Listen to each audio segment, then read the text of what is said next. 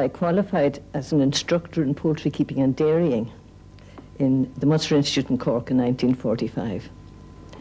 And I worked teaching in rural domestic economy school for about 3 years. These schools were dotted around the country at the time, mainly for farmers' daughters.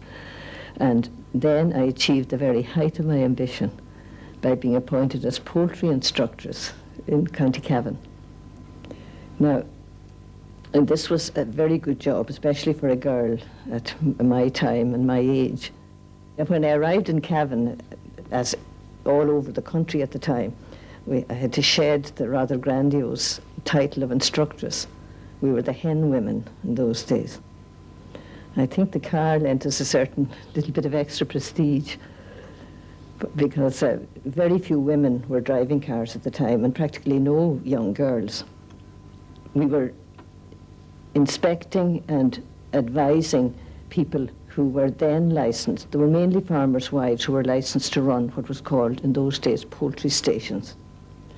Now this was, there were usually about anything up to 100 purebred hens with a set ratio of male to female. And they all had to be purebred. So we had to make sure that no strays got into this special flock. So any hens with wrong markings on their feathers, for example, or defects such as crooked breasts or any other defects, they had to be culled and consigned to the pot. There was no chance for half-breeds or any kind of mongrels in this sort of upper crust poultry flock. Now, every male bird lorded it over about 12 to 15 females. And there were Rhode Island Reds, White Wyandottes, Light Sussex, black and white Leghorns, mainly. So we inspected these stations. We paid periodic visits to them. We selected a stock for them, and we also did blood testing for disease.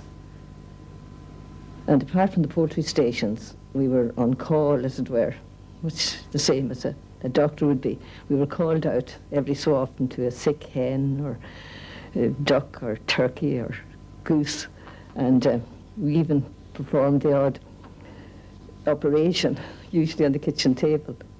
So we were kept pretty busy on the whole.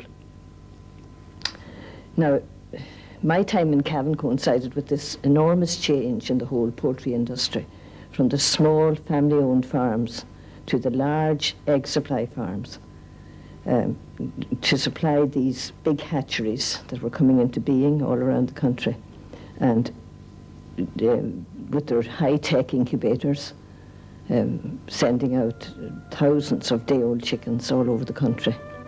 So the poor clucking hen sitting on her 12 eggs or so, her days were